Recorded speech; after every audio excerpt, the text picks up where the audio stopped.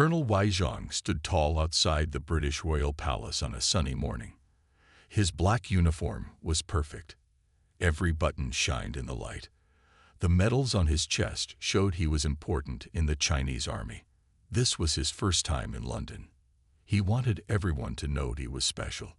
The Chinese embassy sent Colonel Zhang to meet with British military leaders. He came from Beijing just 2 days ago. Back home, people always bowed to him. Soldiers always saluted him. He was used to this respect. Colonel Zhang was not alone. 5 other Chinese officials stood behind him. They all wore dark suits and serious faces. The youngest was Lin Mei, a new worker at the embassy. This was her first big job. She watched Colonel Zhang carefully, hoping to learn from him. "Today we will see how the British show respect," Colonel Zhang told his team. "Their soldiers must honor our rank." He straightened his hat and walked toward the palace gate. At the gate stood a royal guard. The guard wore a bright red coat and a tall, black furry hat. His face showed no feeling.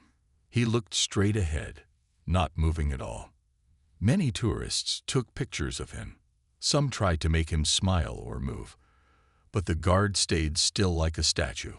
Colonel Zhang walked up to the guard. He stopped 3 steps away. He waited for the guard to notice him. The guard did not move. Not even his eyes blinked.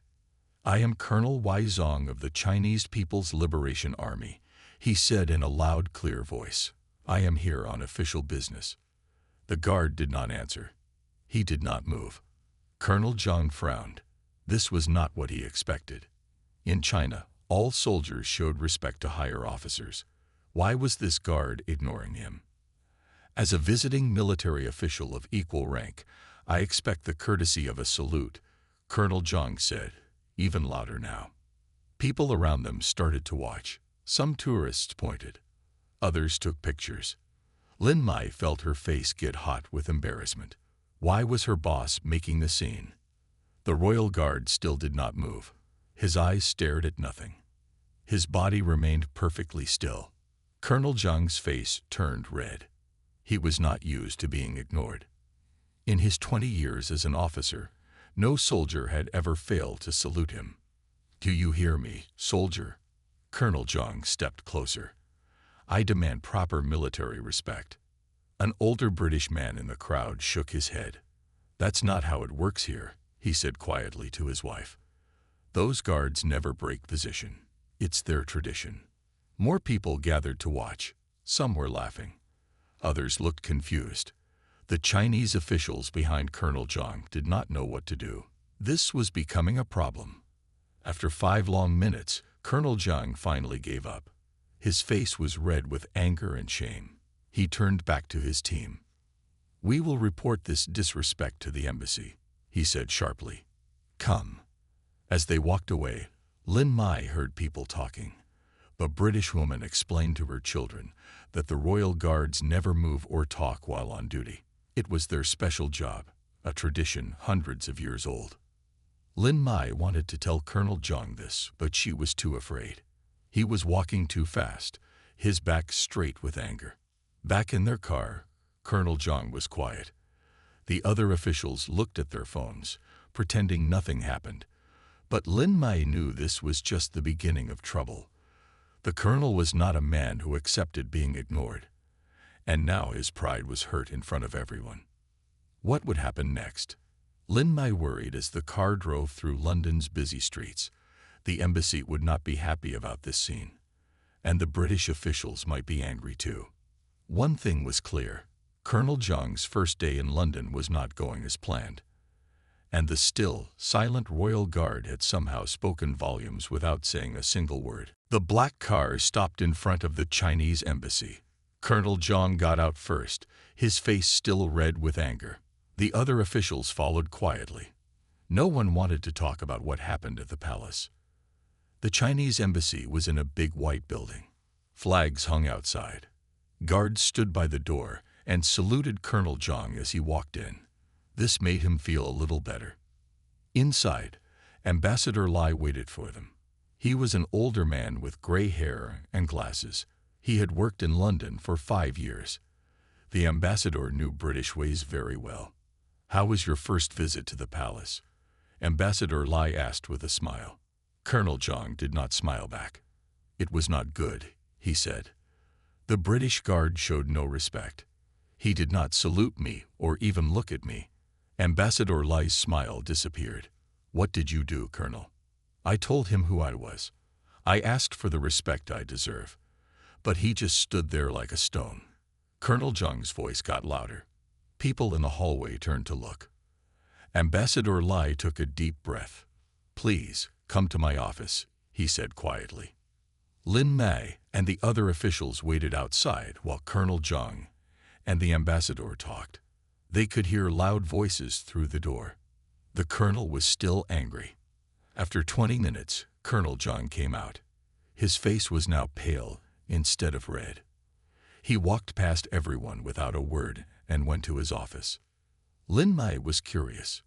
What did the ambassador say? She had work to do for Colonel Zhang, so she knocked on his office door. "Come in," he said in a tired voice. Colonel Zhang sat at his desk looking at his computer. On the screen was a video. Lin Mei was surprised to see it was a video of what happened at the palace. Someone had recorded everything with a phone and put it online. "The ambassador showed me this," Colonel Zhang said. "It is already on many websites. Chinese officer demands salute from royal guard. People are laughing at me." Lin Mei did not know what to say. The colonel looked sad now, not angry. "The ambassador explained about these guards," Colonel Zhang continued. "They are called Queen's Guards. They never react to anything while on duty. Not to tourists, not to noise, not to important people. It is their most famous tradition." Lin Mei nodded. "I heard someone say that at the palace." Colonel Zhang looked at her with surprise. "Why didn't you tell me?" Lin Mei looked at the floor. "I was afraid to speak, sir. You were very angry." Colonel Zhang was quiet for a moment. Then he sighed. "The ambassador says I have made a big mistake. I have embarrassed China. Now he must fix this problem." Just then, the office phone rang. Colonel Zhang answered it. His eyes got wide as he listened. "Yes, sir. I understand. Yes, right away." He put down the phone slowly. "What is it?" Lin Mei asked. "That was Beijing. The foreign ministry has seen the video too." Colonel Zhang's voice was very quiet now. "They are not happy." Lin Mei felt sorry for him. His first week in London, and already he was in trouble. "What will happen now?" she asked. Colonel Zhang stood up and looked out the window at the London streets. "The ambassador must call Buckingham Palace to apologize. And He stopped and took a deep breath. "I must write a letter saying I am sorry." This was hard for Colonel Zhang. In his whole career, he had never had to say sorry to anyone. "Maybe it's not so bad," Lin Mei said, trying to help. "Maybe the British will understand." Colonel Zhang turned to her. "The ambassador said something interesting. He said sometimes we can learn more from our mistakes than from our successes." Outside the window, rain started to fall on the London streets. Colonel Zhang watched the drops hit the glass. "Tomorrow will be a new day," he said, "and I have much to learn about British ways." The next morning was gray and cold. Colonel Zhang sat at his desk for 2 hours trying to write his apology letter. He crumpled many papers and threw them in the trash. Writing sorry was hard for a proud man. Lin Mei knocked on his door at 10 o'clock. "Sir, the ambassador wants to see you," she said. Colonel Zhang nodded and stood up. He straightened his uniform and took a deep breath. He was ready to face more trouble. But when he walked into the ambassador's office, he was surprised. Ambassador Lai was not alone. A tall British man in a fancy uniform sat across from him. The man had gray hair and many medals. "Colonel Zhang, please meet General William Blackwood of the British Royal Army," said Ambassador Lai. Colonel Zhang stood straight and gave a perfect salute. General Blackwood stood and returned the salute. Then he smiled and held out his hand. "A pleasure to meet you, Colonel." Colonel Zhang shook his hand, confused. Why was this important British officer being nice to him after what happened?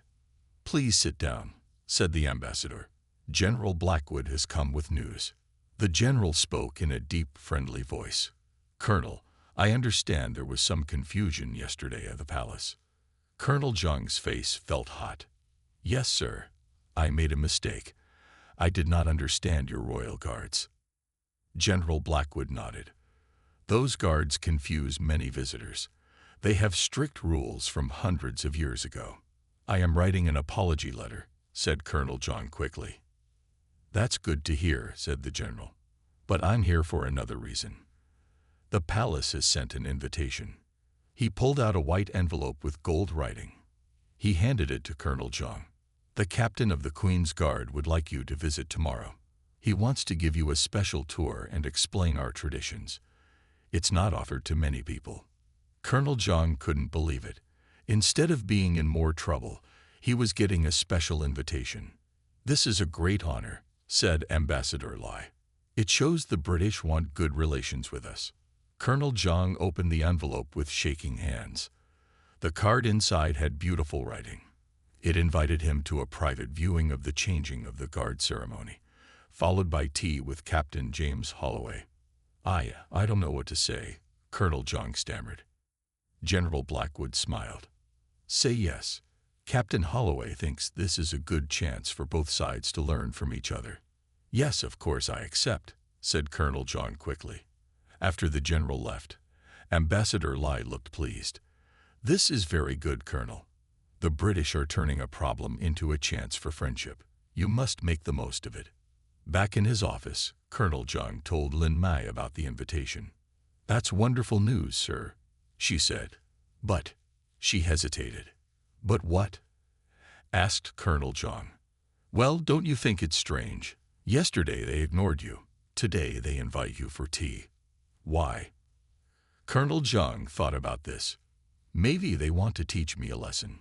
Or maybe they are just being polite," said Lin Mai. "Either way, I will go, and I will be on my best behavior." Colonel Zhang looked more relaxed now. "The ambassador says I should bring a gift. What do you think would be good?" Lin Mai smiled. This was the first time the colonel had asked for her opinion. "Something from China that shows our culture," she suggested. Colonel Zhang nodded. "Good idea. And you will come with me tomorrow. I need someone to remind me of British manners." "Me?" Lin Mai was surprised. "But I'm just an assistant." "You are observant," said Colonel Zhang. "You noticed things about the guard that I missed. I need those eyes and ears with me." He smiled for the first time in 2 days. Lin Mai felt proud. The colonel was learning to listen to others. That night, Colonel Zhang finished his apology letter. He would deliver it in person tomorrow. He was nervous about the visit, but also curious. What would he learn about these strange guards who stood so still? The next day was sunny and bright. Colonel Zhang and Lin Mai arrived at Buckingham Palace in a shiny black car. Colonel Zhang wore his best uniform. Lin Mai wore a simple blue suit. They brought a gift in a red box with gold designs. A palace worker met them at a side gate, away from the tourists. "Welcome to Buckingham Palace," he said with a bow. "Please follow me." They walked through beautiful gardens and into the palace. The halls were big and grand. Paintings of kings and queens hung on the walls. Gold was everywhere. Colonel Zhang and Lin Mai tried not to stare, but it was hard not to. The worker led them to a small room with large windows. "Captain Holloway will be here soon," he said. "Please wait here." When the worker left, Lin Mai whispered, "This place is amazing." Colonel Zhang nodded. He felt small in this grand building. In China, he was important. Here, he was just a visitor. The door opened. A tall man in a red uniform walked in. He had a friendly face with a small scar near his eye. "Colonel Zhang, welcome. I am Captain James Holloway." Colonel Zhang stood up straight and saluted. Captain Holloway returned the salute with perfect form.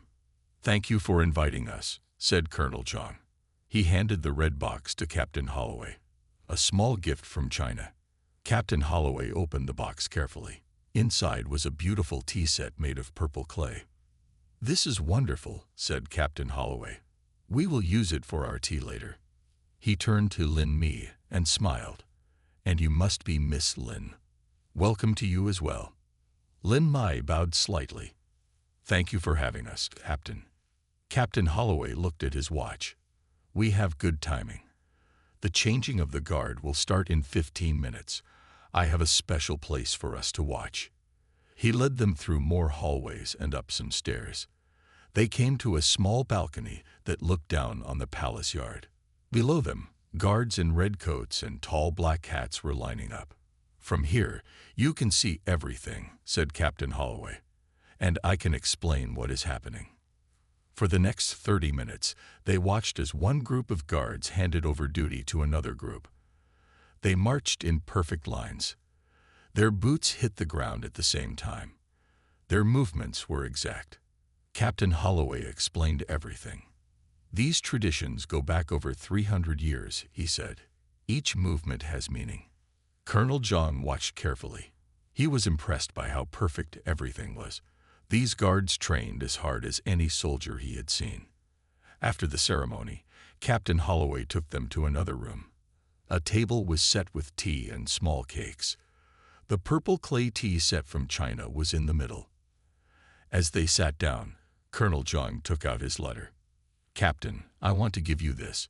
It is my apology for my behavior 2 days ago." Captain Holloway took the letter but did not open it. "Thank you, Colonel. But may I ask, what did you think you did wrong?" Colonel Zhang was surprised by the question. He thought for a moment. "I did not understand your traditions," he said slowly. "I thought your guard was being rude to me, but he was following his duty." Captain Holloway nodded. "Exactly. And do you know who that guard was?" Colonel Zhang shook his head. "That was Private Thomas Wells. He was a soldier in Afghanistan for 3 years. He saved 6 men in battle and got our highest medal for bravery." Colonel Zhang's eyes widened. "A hero." "Yes," said Captain Holloway. "And today his job is to stand guard, not move, and represent hundreds of years of tradition." He smiled, "Even when important visitors speak to him." Colonel Zhang nodded slowly. "I understand now. In my country, showing respect means saluting. Here, it means following tradition.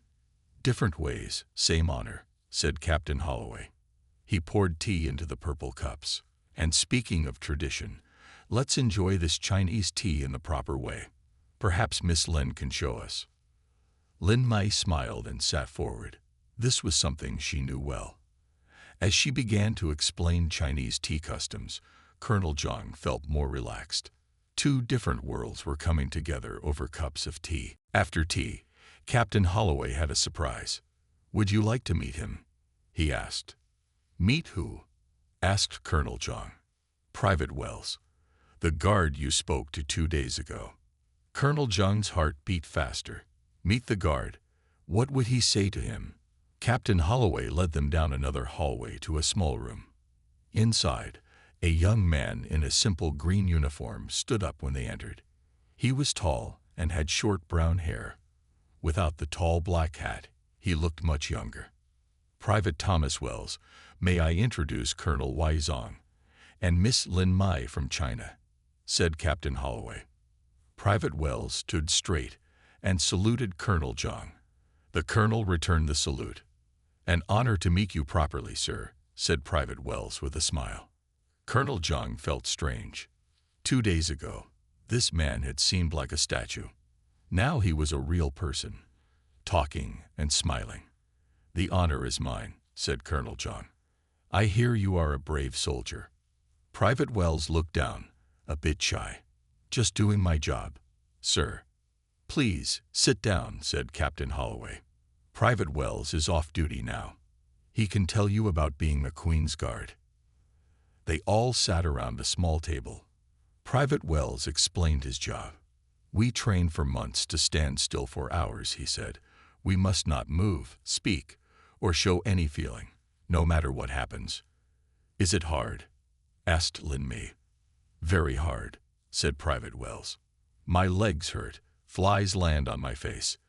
People try to make me laugh or move, but I think of it as a test. If I can stand still outside, I can stay calm in battle. Colonel Zhang nodded. That is good training.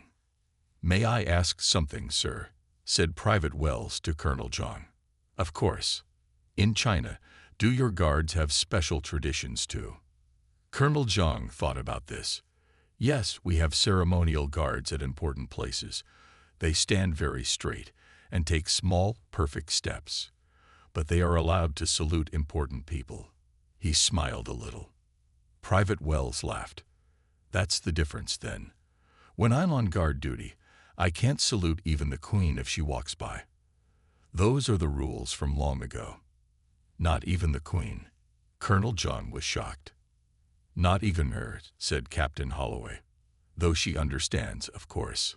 Colonel Zhang shook his head, amazed. In my country, this would be very strange.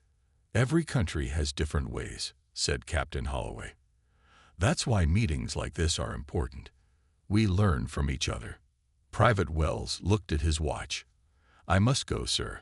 I have training. He stood and saluted again. Before he left, Colonel Zhang stood up and held out his hand. Private Wells, thank you for doing your duty so well. I was wrong to expect you to break your traditions for me. Private Wells shook his hand firmly. No harm done, sir. And now you have a good story to tell back home. After Private Wells left, Captain Holloway took them on a tour of the guard quarters. They saw where the guards lived, ate, and trained. Everything was clean and organized. The guards' uniforms hung perfectly on racks. Their tall black hats sat on special stands. These hats are made from bear fur, explained Captain Holloway. Each one is very heavy and very old. Colonel Zhang touched one of the hats carefully. May I try it on? He asked. Captain Holloway smiled. Not usually allowed, but for you, yes. He helped Colonel Zhang put on the tall black hat. It was much heavier than it looked. Colonel Zhang's neck bent under the weight. How do they stand so straight with these? He asked, surprised. Practice and strength, said Captain Holloway. Hours of training. Lin Mei took a picture with her phone. Colonel Zhang in the giant guard hat looked funny, but she didn't laugh. She could see he was gaining respect for these British soldiers. As they walked back to the main hall, Colonel Zhang was quiet. He was thinking about everything he had learned. These guards were not just for show. They were real soldiers with hard training and proud traditions. Different from Chinese soldiers, but also the same in many ways. What are you thinking, sir? Asked Lin Mi. I'm thinking that sometimes we must look beyond what we see, said Colonel Zhang. The still guard is also the brave soldier. The strange tradition is also a test of strength. There is always more to learn. As they were leaving the palace, Captain Holloway had one more surprise. Colonel Zhang, we are having a small dinner tonight for military officers from different countries. Would you and Miss Lin join us? Colonel Zhang looked at Lin Mai. She nodded slightly. We would be honored, said Colonel Zhang. Excellent, said Captain Holloway. It's at the Royal Military Club at 7 o'clock. Wear your formal uniform. Back at the embassy, Colonel Zhang reported everything to Ambassador Lai. The ambassador was very pleased. This is wonderful, he said. From a problem to a special invitation. You have turned things around, Colonel. It was luck, said Colonel Zhang honestly. The British were very kind. Not just luck, said the ambassador. You were willing to learn. That is important in diplomacy. Colonel Zhang thought about this as he got ready for the dinner. He had come to London thinking he knew everything about military respect. Now he realized each country had its own ways. At 6:30, Colonel Zhang and Lin Mai left for the dinner. Colonel Zhang wore his most formal uniform with all his medals. Lin Mai wore a beautiful red dress with gold designs. The Royal Military Club was in a grand old building. Inside, officers from many countries stood talking. They wore different uniforms with colorful ribbons and medals. Captain Holloway welcomed them at the door. Colonel Zhang, "Miss Lin, welcome. Let me introduce you to everyone." He led them around the room. They met officers from France, Germany, India, Canada, and many other countries. Everyone was friendly. No one mentioned the incident at the palace. At dinner, Colonel Zhang sat between a general from Germany and an admiral from Japan. They talked about their countries and their military careers. "Have you seen the Queen's Guards?" asked the German general. "Yes, very impressive," said Colonel Zhang carefully. "My first time in London, I thought they were statues," laughed the general. "I stood next to one for a picture and jumped when he moved during the changing ceremony." Colonel Zhang relaxed a little, so he was not the only one who had been confused by the guards. After dinner, there were speeches. Captain Holloway spoke about international friendship and understanding between military forces. Then he surprised everyone. "Tonight we have a special guest who has shown great openness to learning about British traditions. Colonel Wai Zhang from China." Everyone clapped. Colonel Zhang was shocked. He didn't know he would have to speak. Captain Holloway waved him up to the front of the room. Colonel Zhang walked up slowly. His heart was beating fast. What should he say? He looked around the room at all the officers in their different uniforms, each one proud of their country and their traditions, just like him. "Thank you, Captain Holloway," began Colonel Zhang. "I came to London 4 days ago, thinking I knew everything about military respect." He paused. "I was wrong." The room was very quiet. 2 days ago, I met a British guard who taught me something without saying a word. Some people smiled, and Colonel Zhang realized they had heard about the incident. "He taught me that sometimes respect means following your own traditions perfectly, not changing them for others." Colonel Zhang stood taller. "In China, we have a saying, 'The wise man learns from everything he sees.' I have learned much in London." When he finished, everyone clapped loudly. The German general patted him on the back. "Good words," he said. "We all make mistakes when we visit new places." Later, as they were leaving, Captain Holloway shook Colonel Zhang's hand. "That was an excellent speech. Very honest." "I meant every word," said Colonel Zhang. "I have a question," said Captain Holloway. "Would you be willing to speak to new foreign officers when they arrive in London? Tell them about your experience." Colonel Zhang was surprised. "Me? But I made a mistake." "Exactly," smiled Captain Holloway. "And you learned from it. That makes you the perfect teacher." As they rode back to the embassy, Lin Mai said, "You did very well tonight, sir." Colonel Zhang looked out at the London lights. "Thank you. But I keep thinking about Private Wells, standing for hours without moving, while tourists take pictures and try to make him laugh." "It is amazing discipline," agreed Lin Mai. "More than discipline," said Colonel Zhang. "It is respect for history, for tradition." He turned to her. "When we get back to the embassy, I want to send a message to Beijing." "What message, sir?" "I want to invite Captain Holloway and Private Wells to visit China," said Colonel Zhang. "It's time they learned about our traditions too." A week passed. Colonel Zhang was busy with meetings and paperwork, but he did not forget his idea to invite Captain Holloway and Private Wells to China.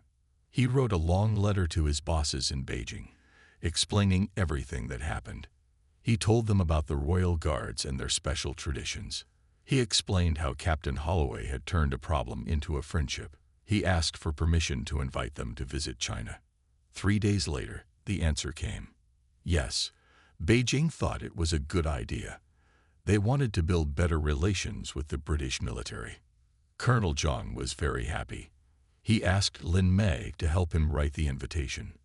"Make it special," he told her, "not just a normal letter." They worked together for hours.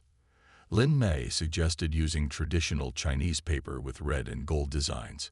Colonel Zhang wrote the invitation himself, using his best handwriting. When it was ready, Colonel Zhang called Captain Holloway to arrange a meeting. They agreed to meet at a famous tea shop in London. The tea shop was small but elegant. It had dark wood tables and soft music. Captain Holloway was already there when Colonel Zhang and Lin Mai arrived. "Good to see you again," said Captain Holloway, standing to greet them. They ordered tea and small cakes. As they waited, Colonel Jong took out the red envelope with the invitation. "Captain Holloway, I have something for you," he said, handing over the envelope. Captain Holloway opened it carefully. He read the invitation, his eyes getting wider. "This is quite remarkable," he said finally. "You want me and Private Wells to visit China as official guests." "Yes," said Colonel Jong. "You will see our Great Wall, our Forbidden City, and our military academy. You will meet our royal guards and learn our traditions." Captain Holloway smiled broadly. "I would be honored. And I'm sure Private Wells will be too." "There is one more thing," said Colonel Jong. He took out a small box and opened it. Inside was a shiny medal with Chinese writing and a red ribbon. "This is from our military," explained Colonel Jong. "It is for Private Wells. It honors his perfect duty as a guard. In China, we call it the Steel Soldier Medal." Captain Holloway looked touched. "That is extremely kind. He will be very proud." "When can you come?" asked Lin Mei. "Let me check with my commanders," said Captain Holloway. "But I think next month would work well." They spent the next hour planning the visit. Colonel Jong talked about all the places they would see in Beijing. Captain Holloway had many questions about Chinese military traditions. As they were finishing their tea, Captain Holloway said, "You know, Colonel Jong, something good has come from our strange first meeting." "What is that?" asked Colonel Jong. "The British and Chinese military leaders are talking about starting a regular exchange program. Officers from both countries would visit each other every year to learn and share ideas." Colonel Jong was surprised. "Really? Just because of what happened with me and the guard?" "Partly, yes," said Captain Holloway. "Your story reached some important people. They saw how a misunderstanding became a chance to learn from each other." Colonel Jong felt proud. His mistake had led to something important. Back at the embassy, Colonel Jong told Ambassador Lai about the exchange program. "This is excellent news," said the ambassador. "And it's happening because of you, Colonel." "Not just me," said Colonel Jong. "It took many people to turn my mistake into something good." That evening, Colonel Jong wrote in his daily report to Beijing, "Today I learned that sometimes the best way to receive respect is to give it first." He looked out his window at the London streets. In 1 month, he would show Captain Holloway and Private Wells his country. He would help them understand Chinese ways, just as they had helped him understand British traditions. Colonel Jong smiled to himself. When he first came to London, he thought he knew what respect meant. Now he understood it was much bigger than a salute or a bow. True respect meant being open to different ways and willing to learn. And it all started because a guard stood still and did his duty perfectly. 1 month later, Colonel Jong stood at Beijing Airport. He wore his best uniform and watched the arrivals board. The British flight was on time. "Are you nervous, sir?" asked Lin Mei, who stood beside him. "A little," admitted Colonel Jong. "I want everything to be perfect." They had spent weeks planning the visit. There would be tours of the Forbidden City and the Great Wall. There would be meetings with top Chinese military leaders.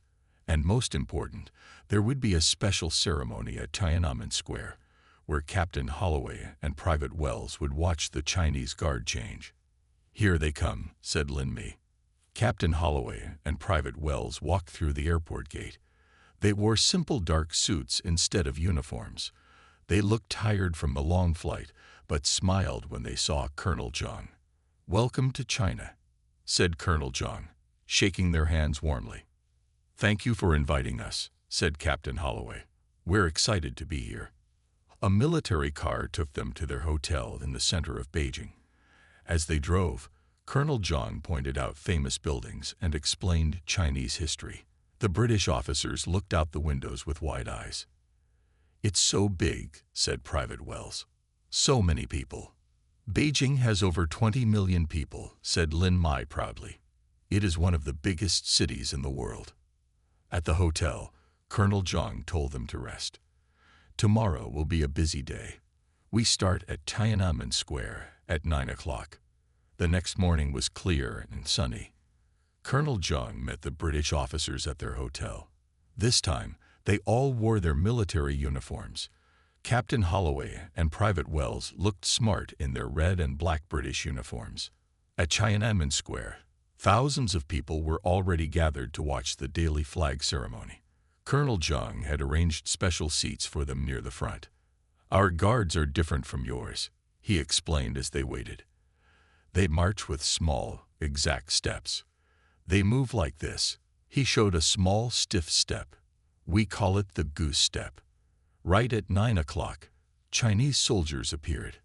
They marched in perfect lines with their legs straight and steps small and precise. Their faces showed no emotion. Their uniforms were perfectly clean. Private Wells watched closely.